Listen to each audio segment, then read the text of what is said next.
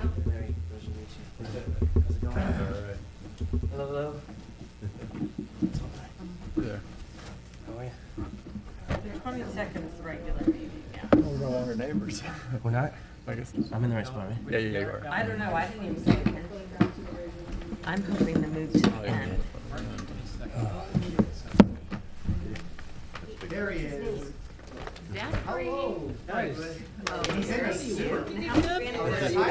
have a granddaughter that's biological. I have two grandsons that are biological, an adopted granddaughter, and then I have a bunch that call me grandma. Well, you know, Well, I got something. representing the city. Oh, I gotta go. How old's the oldest?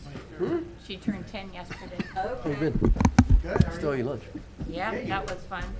They had me put on this thing on, or this like. Well, hey, I was up in your old horses thing. stomping When I went to the grounds, bathroom, Rose Hills. what's on my head? Oh, yeah. I forgot. Yeah, Warren Kishimoto, his mother passed away.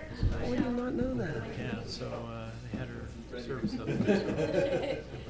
I go, hey. I didn't know. I wish I'd known. What day was that? Mr. Riley, the bids come in on your street tomorrow. So No, Thursday. I thought, hey, I said, hey, I know Rick. Well, the guy is- My neighbor's Come on in. really upset about this Come whole on thing. in. She comes out to take her trash cans out with all this rain we've had. Oh,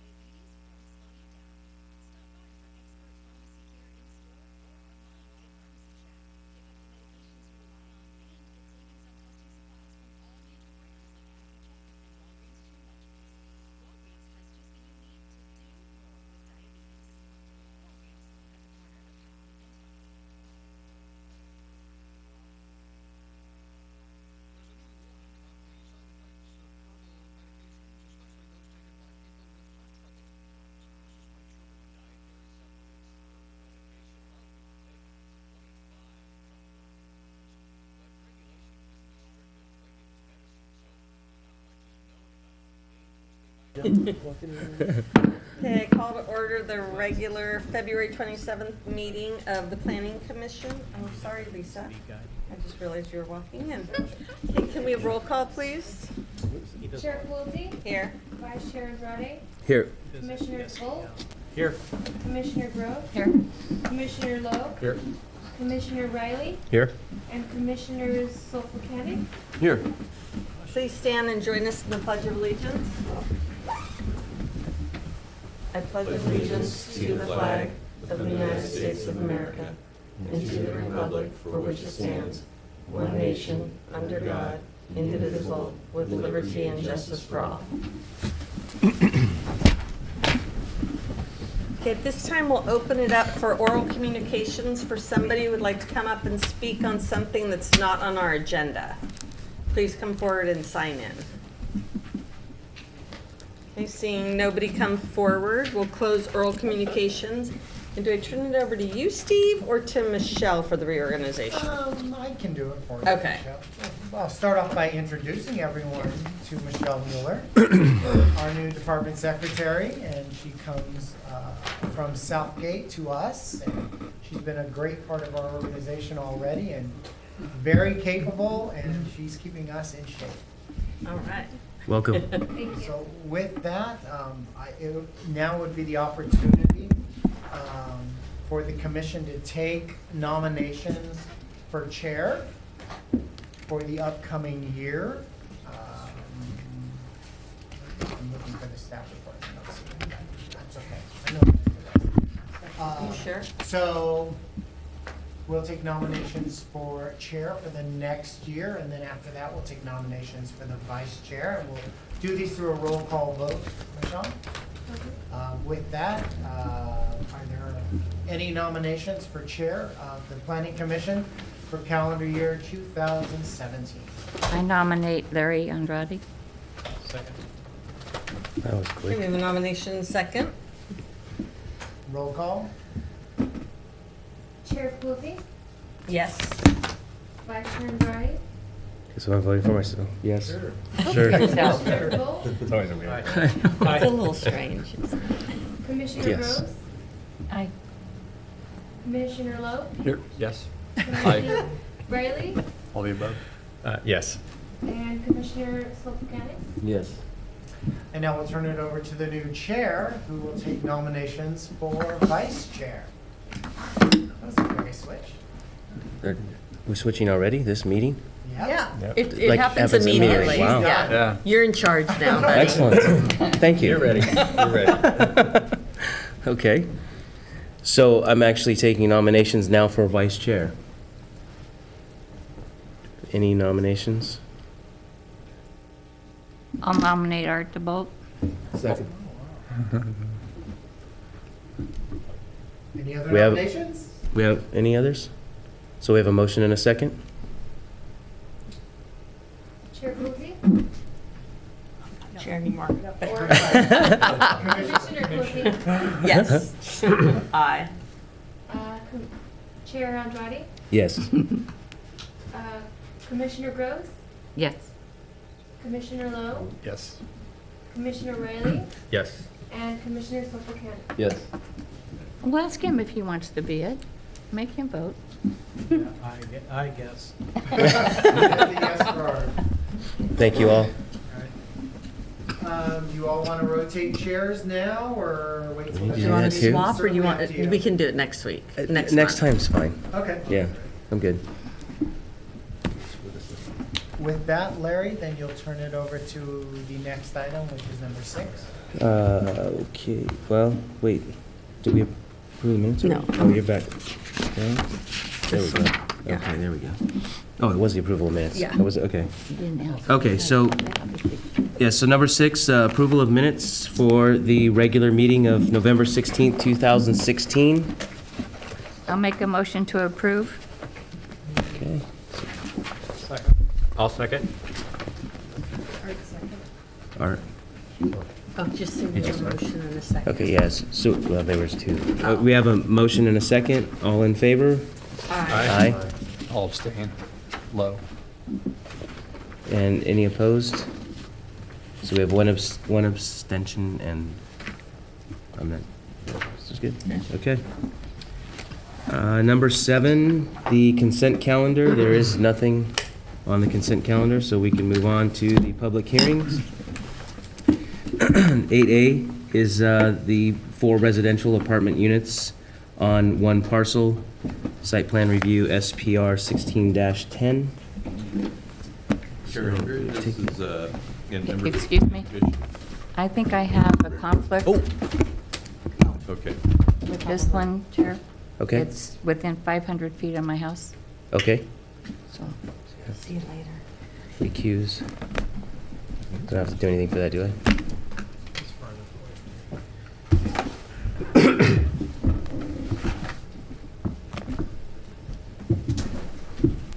It's between Catella and Florista, right? Yes. yes. No, one more up, right? It's between Between Florista and Florista and Sausalito. Florista and. Who's the next street up? Florista and No, it's Catella. Yeah, I'm looking It's at it. you sure? Catella. Yeah. Okay. Yeah. It's right, okay. it's right in the middle You of guys that don't know block. either, huh? Okay. All right. That's right. No problem. That's okay. All right, site plan review 1610 is the consideration of a 4-unit residential apartment project at 10922 Walnut Street. It's a 7,375 square foot parcel in the multiple family residential district. And it will demolish an older home. It's like a 1910 Craftsman that has hardly any Craftsman stuff left on it at all, any style to it. The applicants are here with us tonight, Mike Garnica in the middle there, and Ron Wickstrom in behind him.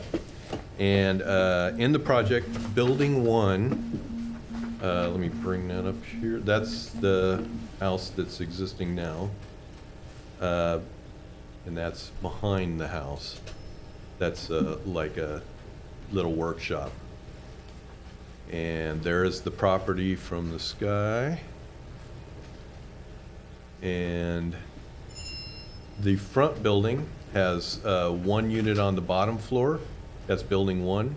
And then 2 units on the top floor. Then the back building is just 1 unit on the top floor. The 3 front units are 2-bedroom, and the rear unit is a 3-bedroom. The ground floor unit up front has its own private yard here, and all the other units have balconies. There are projections into the front setback surrounding the doorway that cause the structure to only be 18 feet from the property parcel line. And staff has conditioned the project to be revised to a 20-foot setback, and the applicant wanted to talk about that later, so when they come forward, they'll talk about that. And the applicant, it will be required to remove a front driveway because everything will be accessed from the alley. And when they remove the front driveway, they have to fix the neighbor's driveway because the neighbor kind of shares a driveway with this property, so they'll have to move it over. And unfortunately, there's a water main there, so they are going to have to move that as well. So we'll see how that works out. This is going to be a modern craftsman-style building. It's modern, but in that it has little square windows and things like that. But it has a lot of the features of the old Craftsman houses. Fence encloses the front yard of the first unit, first floor unit. And the 2-foot tall fence is vinyl, and staff is suggesting that they make that something else, maybe some kind of block fence or something more appropriate to it. So we're asking you if you would like to add that condition. We didn't put that condition in, but we talked about it today and felt like we should say that. The front facade has stucco, siding, and stone. You can see the, well, they're in your packet as well, the color board. All windows have window trim, and some of the windows have shutters. The roof will be shingles. And both buildings have architectural elements on all sides, as opposed to just flat stucco expanses on the side. And some of them have siding and shutters on the side. I mean, some of the sides do. The applicant must meet a 15% landscaping requirement, and they meet 17%. So they've covered that well. And staff feels the project is compatible with the surrounding land uses and standards of the zoning district and supports approval of this project with two things to be changed. The vinyl fence, we would ask that you add that to be replaced with a block fence of some type, with either stucco or stone on the outside. And we also noticed today that the dumpster is listed as 2 dumpsters for some reason in the resolution, so it should be 1 dumpster it's going to be for these 2 buildings. So those 2 small changes to it. And back to you, sure. Okay. Thank you for that. So I think at this point, would we want to open up a public hearing? Is that correct? On that? Okay. You can invite the applicant up. You want to go ahead? Okay. So if the applicant would like to come up and present any additional information to the commission? Good evening. My name is Ron Wickstra, and I prepared the drawings and the designs for this project. And I've worked in the past on numerous projects with your city, and I want to make a comment about Tom and Steve. They're both very accommodating and meet you at any time you want to discuss the projects. So it's unusual. A lot of times it's hassle getting people to meet with you and answer questions. And I have a lot of dumb questions. This thing I want to talk about is this 18-foot setback. The actual building footprint and the structure itself is at 20 feet, which is the requirement. And these 2-foot encroachment is just 2 columns that are 18-inch by 2 foot deep that enhances and gives a little bit of cover porch protection on the door. Your code does allow to encroach 30 inches into the front yard setback, and this is basically 24 inches. But I understand from Tom that the problem is that these columns go all the way down on the ground, and so that makes it a building setback, not a projection. And I was hoping that you would allow us to have these 2 small projections on the front. And also noting, when driving the street, majority of the houses or multifamily structures built are a much less than 20-foot setback right now. But Tom indicated that in the past, it was a 15-foot setback in the front, so that's why those buildings are closer. So we really wouldn't be much closer than a lot of the other structures on the street. And as for the little fence in the front, we can certainly make some new proposals for that little privacy fence. That's about all I have to say. Question? Yeah, good, yeah. So as far as to accommodate the 20-foot setback, how does that compromise the project to shift that building back? Well, I can't shift the building back unless you give us back that 2.5 feet we have to dedicate, which probably isn't going to happen. You know, the lot is a shallow lot compared to some of the other lots.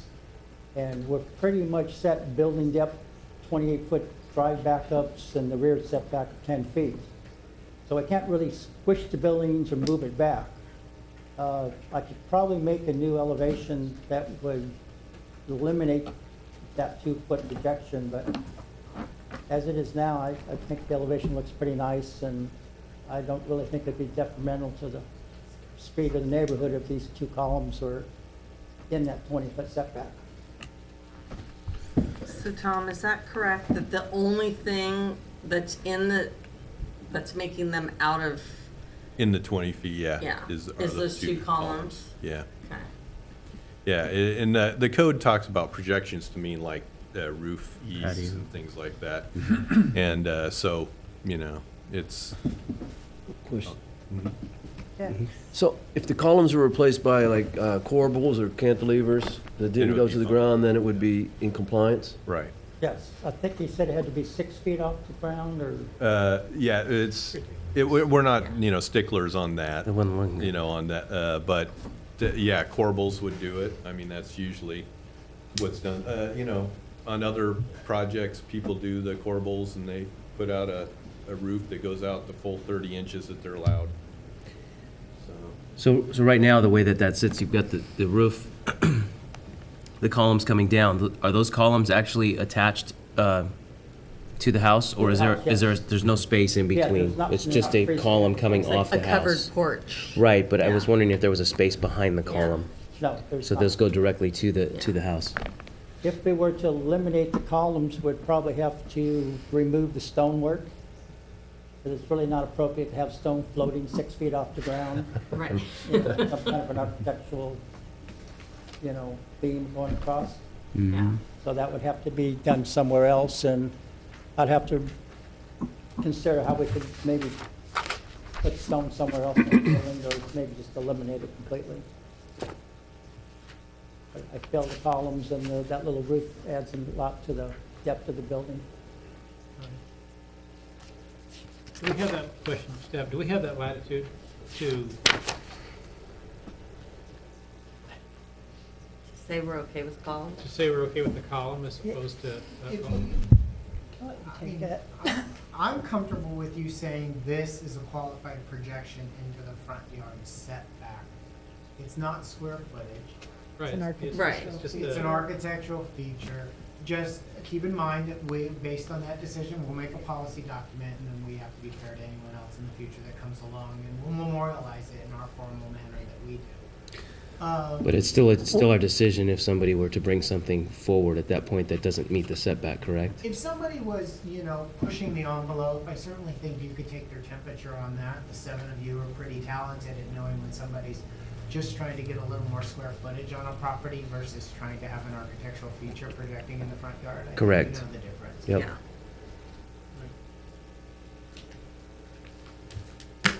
Okay. Does the verbiage in the code say that the projection can't be connected to the ground? The or code is that- says architectural features on the main structure, e.g. cornices, eaves, garden windows, canopies, etc., may extend a maximum of 30 inches into a required side setback. Eaves, canopies, cantilevered balconies, decks, similar features may extend a maximum of 30 inches into the required front or rear setback. A balcony can. Council, what section is that? So That's 17-100. 17 what? 17-16-100. So we get to the point where a balcony, someone can stand on it, it can project 30 inches. I think the pole that holds the balcony is probably acceptable, even though this isn't that case. Right. Sure. This column does not hold a balcony. But if it did, you'd Right. probably say That would that it be- meets this requirement. Yeah. But Ron, don't use this to do this on every property, though. unless it looks good. Yeah. Right. I mean, certainly that's the case. If I you think take it's those, okay. I think we'd probably like to make a finding, add a finding to the resolution, though, before we wrap it up. And we'll make, And we have you to know, eliminate that condition too, Yeah. so. yeah, I mean, certainly if you take those columns out of there, it's a completely different look to the structure. Right. It's a box. It's not good. Exactly. Okay. Don't you think, Lisa? Yeah. Fine. I was just going to see if you had a definition of architectural projection. Yeah, I mean, if it was 15-foot setback, we'd be fine. Yeah. Okay. So I'll make a motion to approve it with the changes to the front fence that staff has asked for. And also the And dumpster, the the dumpster thing, and then, the dumpster. And what condition are we eliminating, Tom? Number 7? yes. Yeah, 7. And then we're changing What do you want to do? dash number 26. No, I'm going to change section. to hold one. in the first sentence. Okay.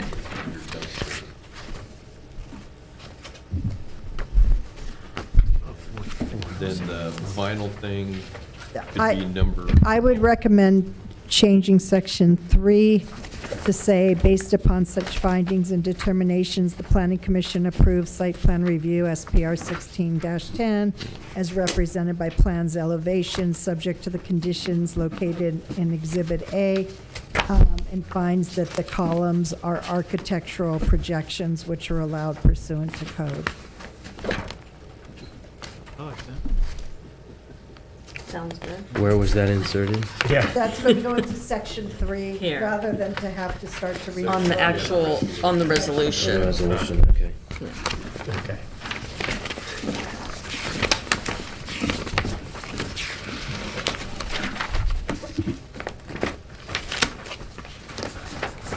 There we go. No issue.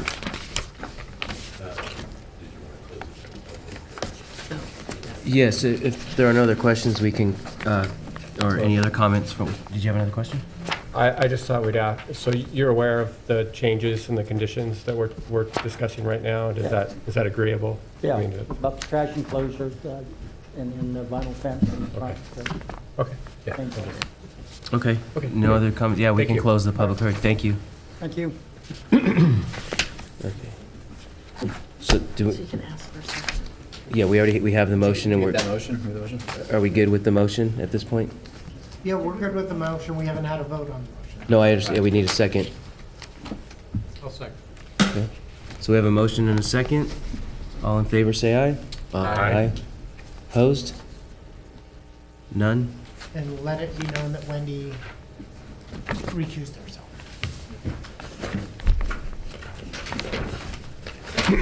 Congratulations.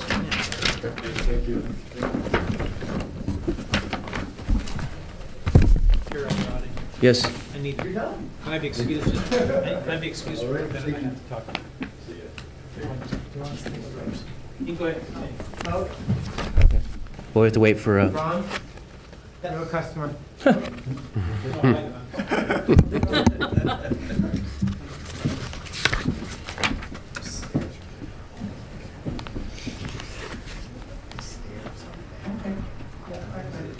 so was Resolution 1701 also adopted in that? Yeah, that was, Use of that's all- what we both of just them? approved, yes. Well, you had, actually, there was two.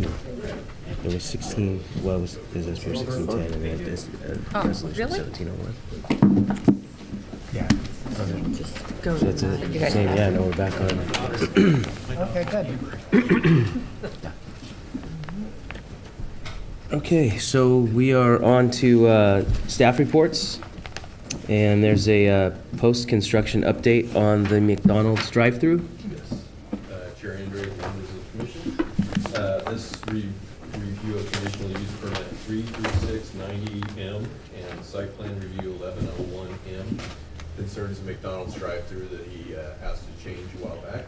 Kevin Kasha, the owner of the McDonald's here in town, and a few other McDonald's, I think, right? Yeah. He's here tonight to talk about anything you'd like to. If you've noticed anything about the new drive-through, staff has not had any calls like we were getting there for a while about backups. I personally have sat out there in the parking lot and watched just to see during lunchtime whether it backs up, and it seems to work really well, which I was frankly shocked because I thought people wanting to pull out of spaces and stuff would get bothered being stuck, but it seemed to go well. So at this point, you can ask questions of Mr. Kasha, and see, if you have nothing to say, you can leave. I don't know, but back to you. Thanks. Hello. Good evening. Did you want me to make a statement about how things are going or answer questions first? No, I think a statement would be great. Okay. Thank you for letting me come back here and update you. We're absolutely thrilled with the way things worked out. This is a one-off that I designed. McDonald's cookie cutter designs did not fit this lot, and we wasted maybe 9 months with them trying to figure it out. I dug back into my old engineering kit from college, Cal State Long Beach, and tried to figure out a better way to build a mousetrap, and it's different.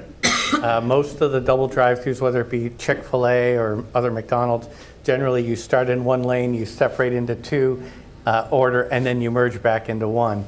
In order to do that, we were going to eat up about 5 parking stalls to have that split into 2 and back into 1, which is unacceptable. So I designed 2 drive-throughs that just start in different directions, and then after ordering, they merge back together. And as you know, the big problem was in the morning between 7 and 9 a.m., we get all that traffic heading eastbound, and on one cycle of the light, we might get 8 cars. It's not unreasonable to get 8 cars out of one cycle, and it would back us up onto the street pretty quickly. Now, my team is very fast compared to other McDonald's.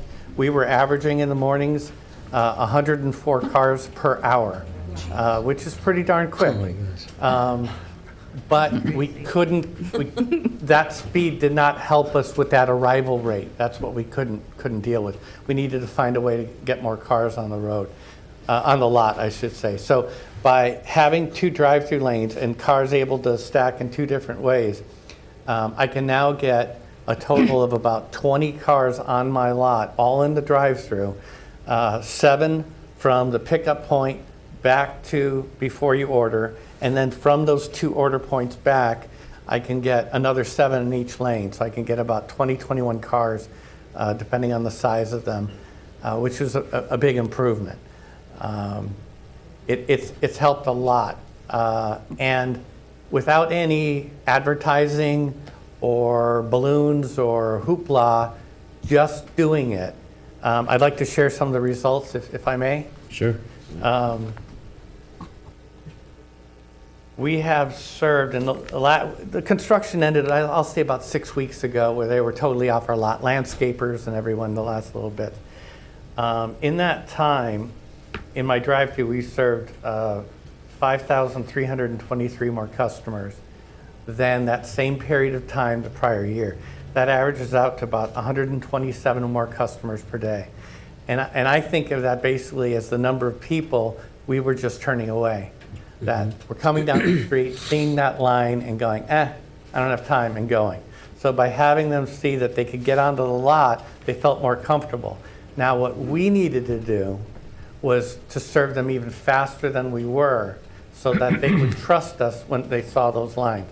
And my staff, through a combination of increases in technology for them, different equipment, different headsets, different things to help them move faster, we've been able to move our peak hour, which is not just one time, but we've had several times, from 104 cars in 1 hour to 126 cars in an hour since we started this. So it's less than 30 seconds a car's moving.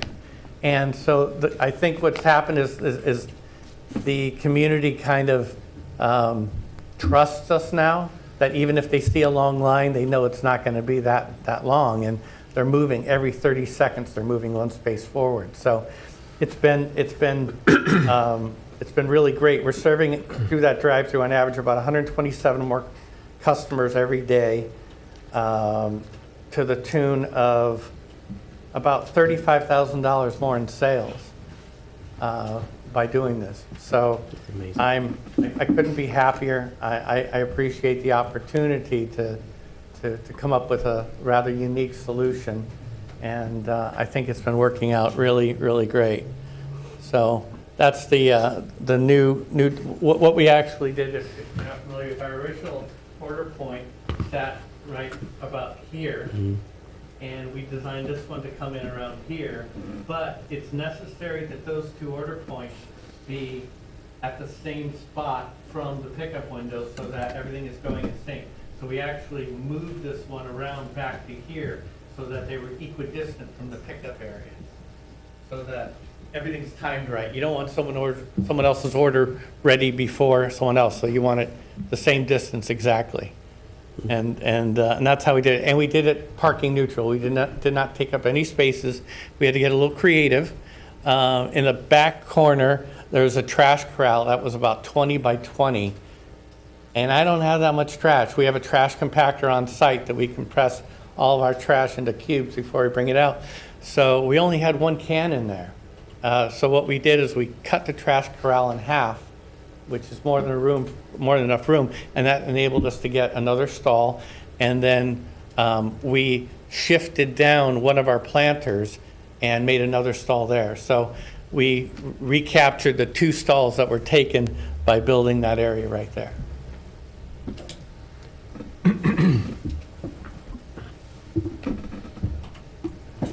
Excellent. Any questions or comments for? I haven't seen anybody backed up on Catella since the second one opened. And that's the best news. Yeah. That's the best. That's a dangerous spot, and so we're very happy. Yeah. I shared with the staff the only time that might happen, and I've stood out there many mornings and watched, is if someone is parked in the very first 1 or 2 stalls, they turn onto our lot and they make a hard right and park in one of those very first 2 stalls. If they are backing out of those stalls when cars are trying to come in, there is a hesitancy where they have to wait for that person to execute their 3-point turn to get out of that stall before it comes on. But exclusive of that, I have not seen it be a problem. And our people are aware that in the event that we have a really, really, really busy day, they know to run out there and do what they were doing before, which was asking the customers to circle the building. And it's few and far between, maybe once or twice in the last 6 weeks it's had to happen. And the customers are a little bit more agreeable to it because they seem to feel that we're moving a lot faster, and so they don't seem to mind as much.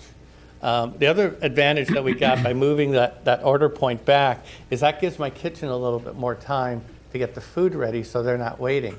And so the actual time between paying and picking up your order has dropped about 20 seconds. We have more likely to have an order ready. We don't have to hold them there or have them to pull forward and wait. So there's just been a lot of benefits to the whole project. It's impressive. It is. Thank you. It is impressive. Very much so. Yeah. Anything, anybody? No, you We're answered good. any questions I had. No, yeah, no, that was very informative. Thank you for the information. Thank you. And congrats on the success. Thank you, sir. Thank you. And I'm just, it's always nice to see that there's a demand, and we're just taking care of the extra people who already wanted to get their coffee that morning that were leaving. So I'm pleased about that.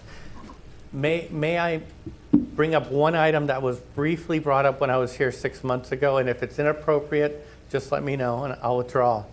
At the time, someone asked me how was the volume of this restaurant compared to my other restaurants, and I said it's growing. From the time I bought the restaurant to today, I bought it about 2.5 years ago. It's gone up about $300,000 in sales, and with this project, I'm sure it will go even a little bit more. And one of the reasons why I believe it's not even higher is the difficult situation of a U-turn that you have for our westbound travelers. And I happened to notice a sign that kind of gave me an idea. There's a sign right before the alley as you're coming eastbound that tells us, between 4 and 6 p.m., you can't stop to turn right onto that alley right after Chase Bank.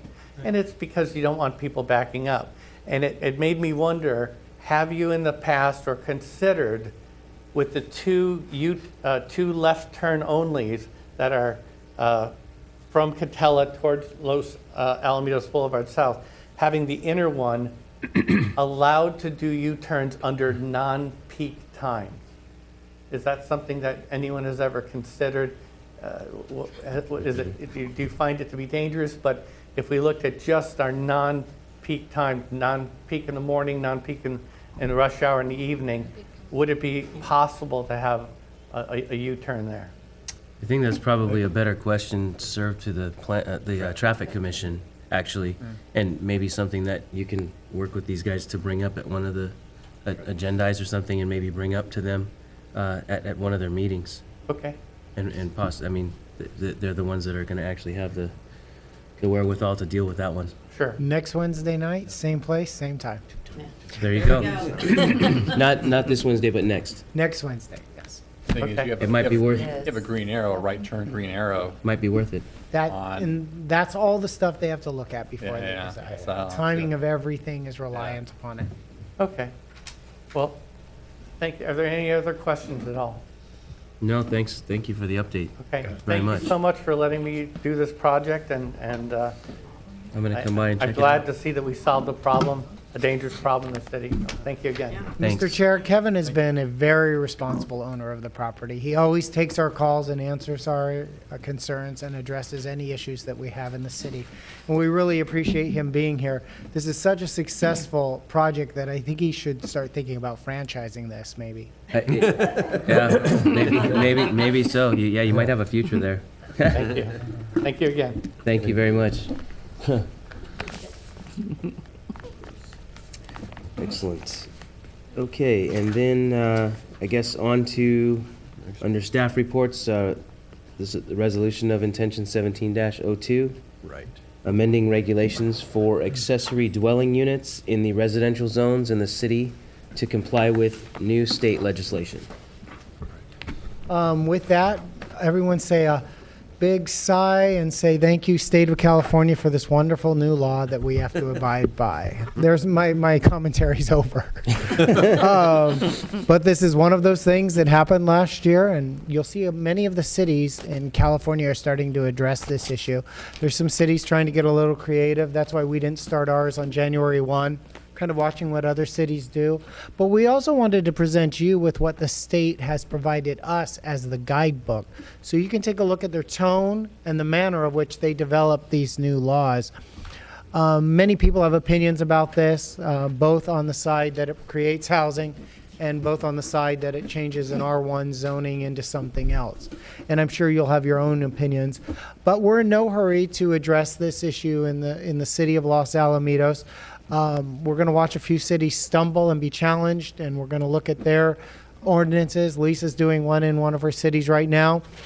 But there's a lot of interpretation of what these mean, especially in the, what's it called, the micro units? Yeah, The junior? Yeah. Junior ADUs? Junior units. Yeah, the junior dwelling units where you can actually split your house by having 2 kitchens in it. And it's really designed that loosely. I- Yeah. I want to caution, if you take the time and you read the HCD booklet, there's a lot of chatter on the city attorney listserv that HCD reaches some conclusions in what they say that we don't really know where they came up with their conclusions because it goes against the plain meaning of the statute. So it's going to be very hard to go into court with some of their positions and go, yeah, the language says this, but HCD says you can do it. So just if a housing community development, Department of Housing and Community Development, who Steve gave you the booklet on. And that'll probably come up for you when it talks about the questions on the size of the units, because the statute says one thing and HCD says something different. And I think the consensus among the city attorneys is we probably have to go with the language of the statute, despite what HCD has said in their guidance. How does something like that get resolved? I mean, does somebody end up filing a lawsuit against HED? Probably, or there's clarifying legislation.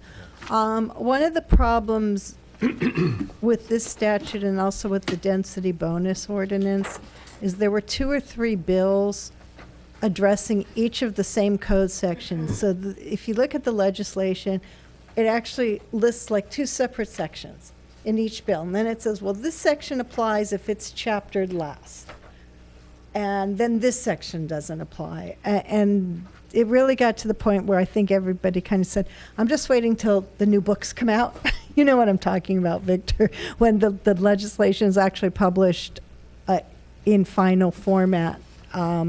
And they did this on several bills this year, and I also heard there are already 32 housing bills that have been introduced for next year. Wow. Jeez. This is a big issue for the state. So we're in no hurry for you to pass a resolution. We are going to start working on it. We'd like your support to start working on it because we don't want people to slip in and try to get something that maybe we can prevent. But we still have to follow the state's guidelines, and we can't adopt an ordinance that conflicts with the state guidelines. Where we have issues, though, is that state guidelines, as you can see, are somewhat confusing. And some city that passes an ordinance is probably going to be challenged and asked to redraft their ordinance, and so we're kind of watching for those things to occur. And until such time as the city drafts an ordinance and the state guidelines apply. And I think it was included, the new language of 65852.2 is on, starts on page 19 of the HCD handout that Steve gave you. It's another one of these very long statutes. Not as long as density bonus, but Yeah. Question. Is there any consideration given to cities when writing their ordinance about the number of square footage they're allowed to be developed? In other words, it seems like when you compare our city to some other cities I've looked at, we allow much more square footage on a parcel than maybe some of the other cities do. Therefore, you know, to achieve the goal of this, the cities that allow less square footage, is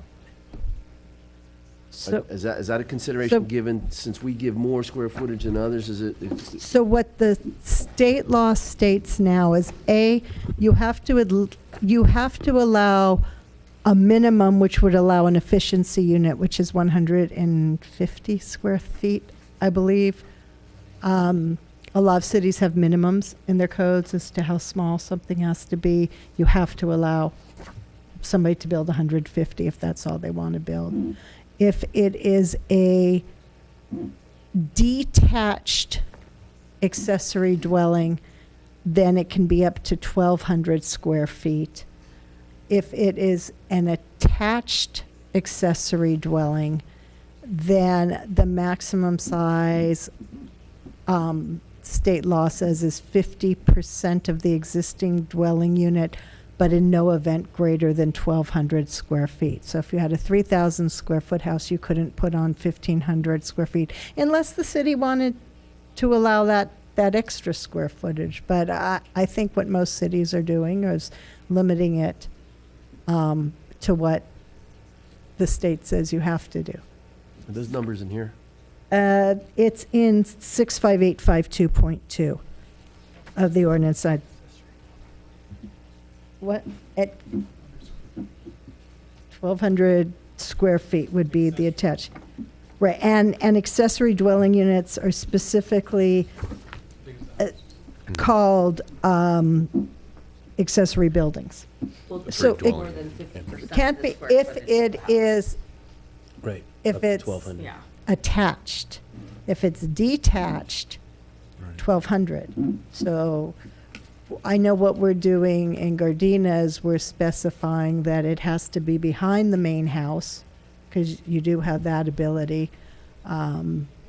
And then I think we're dealing internally at a staff level of, can you make your existing house the accessory unit if you have like a 400 square foot house?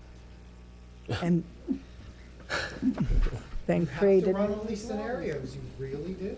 and then create a new If you have a large lot. dwelling unit. Still have to stay in the setbacks? I would think. Unless you specify otherwise, I think the underlying, there are some specific things. If you convert an existing garage, then I think there does not have to be any rear yard setback No, there is, or side yard. or side yard If setback. it's against the fence, it can stay against the fence, and you can build a second floor on it. Oh, that But way. no, second Yeah. floor needs to be 5 feet. Right, but 5 foot I'm saying setback. you don't have to tear down the, So a Right. detached That- garage in back of a house could become a residential unit and not have to move in 5 feet for the setback. Correct. Correct. yeah. Another question. if you, whether detached or attached, the size of the accessory building is regulated by the size of the existing or main building, Not for a detached, attached to. attached. Now, what if to allow the accessory building to be bigger, you increase the size of the existing building? You could probably, if you can do that within your Yep. Yeah. FAR Yeah. or whatever the density is, yeah, And Yeah. so that would be. to get up to 1,200, but 1,200's the max. So if that came to the commission, or that came to staff, Doesn't come to you. if it It came doesn't to come to you, you, yeah. would it come as one project? If they phased it that way, yeah, or they could try to do it covertly and do it in 2 steps. It's only in the R1 area. It applies right now to any residential zone, to the R1 zone and any other residential zone on which there is an existing single-family home. So if you have a single-family home in your R2 or your R3, they can do an ADU. Now, why, in Why- some, Yeah, it's, that, you can do that anyway. well, yes and no, depending what your city's code's in. Is Right. like Gardena has a minimum size for their unit, so Right, we do too. they couldn't just do a small Right, unit there. yeah. This allows the ability, the idea is that the smaller units are either providing additional housing for family members, or they become less expensive rental-type units. And if you're addicted to the tiny house nation like I am, That's You what see began that- all of this, is that- people that- seeing those cute little houses that and going, hey, I want one of people are those in the backyard. definitely moving in So. this direction of downsizing. So I can build a little house in my backyard, which isn't really big, Mhm. If you meet the and If put setback. my you meet the husband others- into it and keep my part. Yeah. The bigger dog. Tape's rolling, right? Well, so if you have, like we have, I'm interested, I just had a conversation with somebody who was trying to figure out a way to convert his laundry room into a living unit. Oh, Wow. And I said, it's not gonna work, because, but anyway, we have a whole string of properties down on Farquhar, just to give an example, that have a single-family home in the front, approximately 1,100 square feet. Behind them are 3 units that have been built, and they all have super large laundry rooms. They were designed, quote, as a laundry room, rec room, and then as soon as the permit was final, then they would convert it into a studio apartment, because it already has a shop, a bedroom, and a bathroom shower. And they've It's done- already in there. Because it was a rec room. Legally converted, or? Oh, no, no, no. illegally. Not No, going through no. us. No, they did that, and then they got caught umpteen years ago. And so, but now, buying this accessory unit, you have the house, single-family home in the front, you have the space in the back, you know, and it would make a good unit. I mean, it'd be all, it would meet all the requirements of bathroom and windows and et cetera. So, But what are does the it look like parking you could squeeze- requirements? Oh, you can One, now squeeze in Oh, a, you're not It going to requires be, the owner to live in one of the units, though. if that's your code, you don't have to make that. Oh, really? Okay. That is up to And each that should be city. our code. That's one of the things that we could put You in. definitely Yeah. want to do That hasn't been challenged. And again, whether you want that in the R1 unit, or you want that in the R2 unit as well. I know certainly if your R2 and your R3 units are already rental-type areas, maybe it doesn't matter. Just things to consider. The parking requirements you're not going to like at all. What the state has basically said is that, if you convert your existing garage, you cannot make them replace the existing garage. Really? The Wow. parking can be tandem parking in the setback areas, unless you make a specific finding that you don't allow tandem parking or parking in the setback anywhere in your city. Did they include the front lawn? that you could park on the front lawn. No, I don't think, if you pay Yeah. it, right. Terrific. So replacement spaces can be located in any configuration on the same lot as the accessory dwelling unit, including but not limited to covered spaces, uncovered spaces, tandem spaces, or mechanical automobile parking lifts. Then, if your accessory dwelling unit falls into any one of these categories, you cannot require any parking for the accessory dwelling unit. Half mile of public transit, architecturally and historically significant historic district, part of the existing primary residence or an existing accessory structure. So if you were to have a 1,200 square foot house and you wanted to carve 200 feet off into an existing, into a separate accessory dwelling unit, no additional parking. If you have an on-street parking permit requirement, but the occupant of the accessory dwelling unit couldn't get that, or when there's a car share vehicle located within 1 block of the accessory dwelling unit. And the entire city's within a half mile of Yeah. transit. Public transportation, yeah. Yeah. So no parking. Wow. For any of this. Sounds like Crazy. a hut in Fiji Fast. is the place to go. Done. Do we really need a code book? Do we really need any development standards? No, why don't we just? According to the state, you don't State need wants the nothing. free-for-all, right? You at least want to put in things that it has to be architecturally compatible. I mean, it is kind of a joke. It's like the density bonus as well, where they say you have to adopt a density bonus ordinance, and here's everything that it has to say. And if you don't adopt it, it doesn't matter because state law applies anyway. So you're not, I mean, you can put in your own If you like your setback. doctor, you can keep your doctor. Not for long. You could put in some setback requirements, distance between structures, if you wanted to. Right now, whatever you have in the code between accessory building and the main structure is what will control, because these are called, again, classified as an accessory dwelling unit. So we have to specifically call it out in this code if, in the second unit, I'm sorry, accessory dwelling unit. We've gone from calling them in-law granny flats to second dwelling units to now they are called accessory dwelling units. And I don't know why they have to keep changing the term on us. And it moved fast. I'm buying a tiny house. This new Stick it law in my moved backyard. fast. It was a trailer Yeah, bill on I the looked at a budget. couple of them back here. I think I can too. We're gonna be a sanctuary course it state. was. Gotta put I'm people gonna do somewhere. it. It's gonna be a shed. It doesn't have to be So that. with that, Yes, we it wanted to happened, let yeah. you know this is coming your way. We're gonna draft any input that you want. Please email me and let me know what you think. If you're watching newspapers and see interesting articles, spread them around. Let me know. Michelle will disseminate it to all the other commissioners. And we'll just get all our heads together and try to develop something that works for Los Alamitos.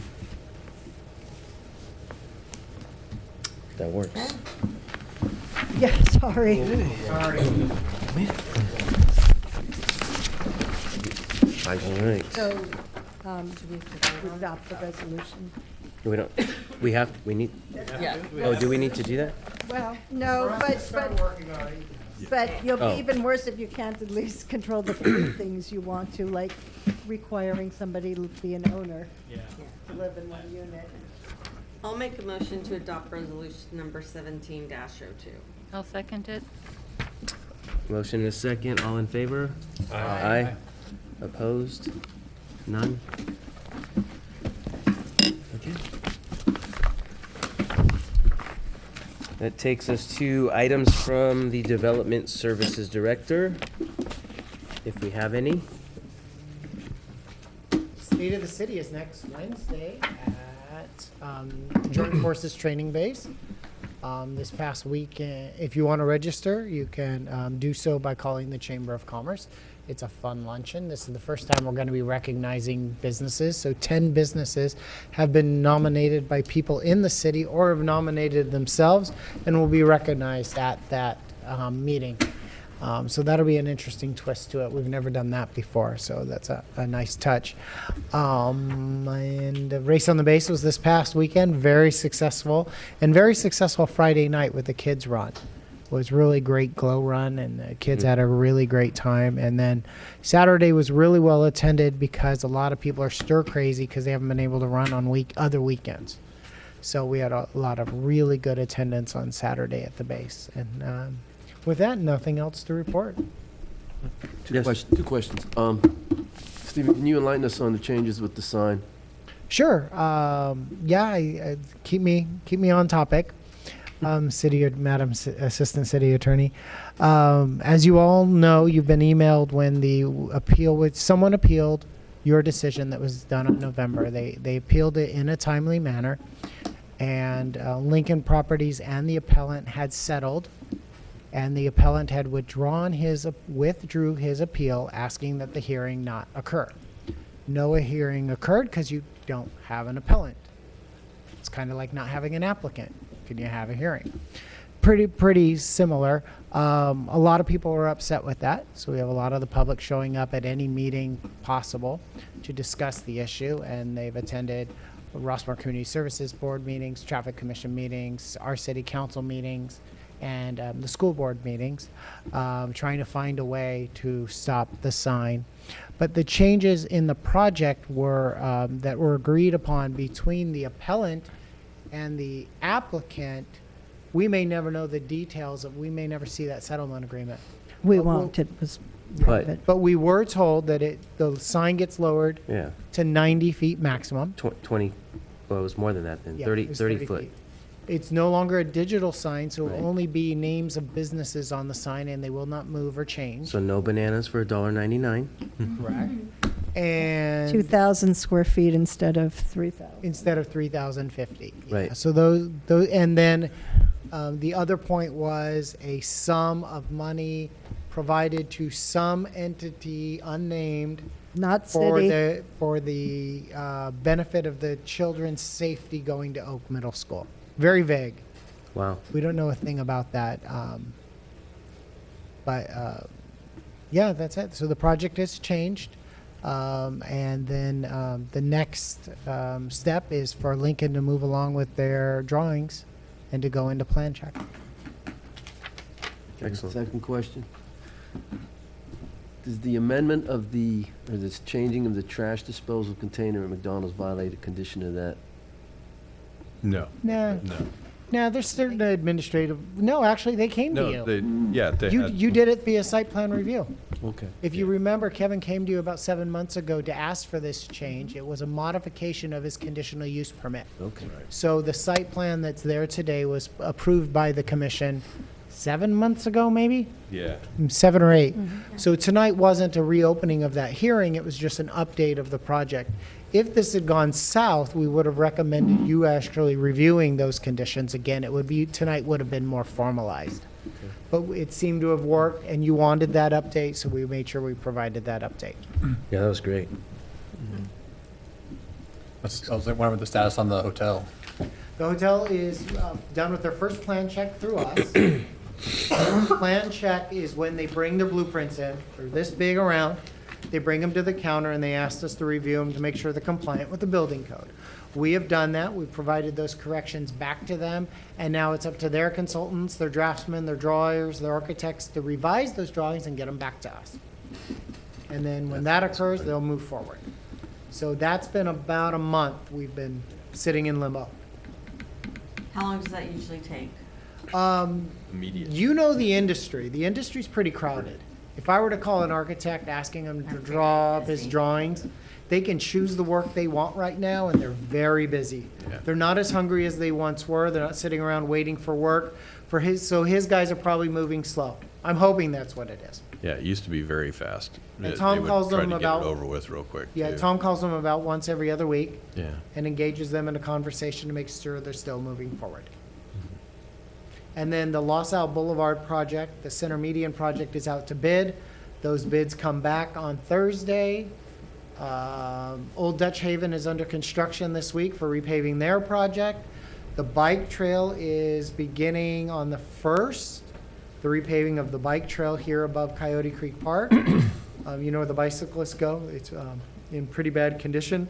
Is that, where is that? Not the Cerritos one that you're thinking Oh, of. okay. Yeah, that one, we hope that we've won the CDBG grant for that, Okay. for fixing Yeah, that, so. but the Coyote Creek, a bike path that people take from Seal Beach up north, that was in pretty poor condition in our city.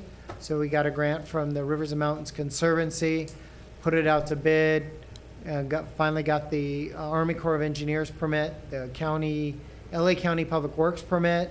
We're all in line, it's bid out, the bids are back, we've awarded the contract. Now they're gonna start, but all these construction projects are a little bit lacking in speediness because they can't finish their last job because of rain delays. As you know, it's hard to get a contractor over to your job if he's delayed on the last job. So that's what we're encountering, a lot of delays due to rain on their previous jobs, so their start dates in our city keep getting pushed back. We have sidewalk lifts and ADA ramps also, and Yeah. all over the city, so. Once the median gets awarded, how quickly do you think that will happen? Well, if they're good with contracts, we could probably start within 30 days. But Oh. if they're not getting their assurance evidence to us and their contracts back to Michelle, sometimes that's like pulling teeth because they're secretly delaying because they haven't finished their last project yet, Right. if you know what I mean. Yeah. So a lot of that happens. You go with the low bidder, they're not done with their previous project, they have to stage it, we'll have to find them a staging facility. Staging facility is usually a vacant lot available for them to put all their equipment, so not bringing their equipment into our city and then taking it out of our city every week. Yeah. Or every day after work. So a lot of that has to occur after the bid. After the bids are opened, it goes to city council for acceptance of that bid. If the price is way away from the engineer's estimate, we kind of have to redesign the project or take some nice features out of a project and say, we don't have enough money to do it that way. So that option is there too. And then we do the contract. If council awards in March, then Michelle starts the contracts, the insurance evidence, a pre-construction meeting, and then a start date. Yeah, will they be closing lanes for that? Should we wait until school's out to do No, that? they will not be closing lanes. They will close off your parking to divert the lanes around the construction. You have 2 physical lanes that move now, and then a bunch of right-hand turn lanes / parking. Yeah. So you're gonna lose that right-hand turn lane / parking area as when it diverts in that area or shifts to the left here, shifts to the right there. Will always remain 2 lanes in parking unless there's, for a couple of hours, like some of the digging you've seen go on in the city recently with the Orange County Sanitation District, they're taking out 2 lanes, and then we learned and we moved them to nighttime. And now, so. It's like Sim City every night. All right. We're at commissioner reports. Anything from the commission? I don't have a report other than just a thank you for the appointment. Much appreciated. Thank you very much. I guess that's it. I think we're adjourned. March 22nd. March 22nd. What? March 22nd. Okay.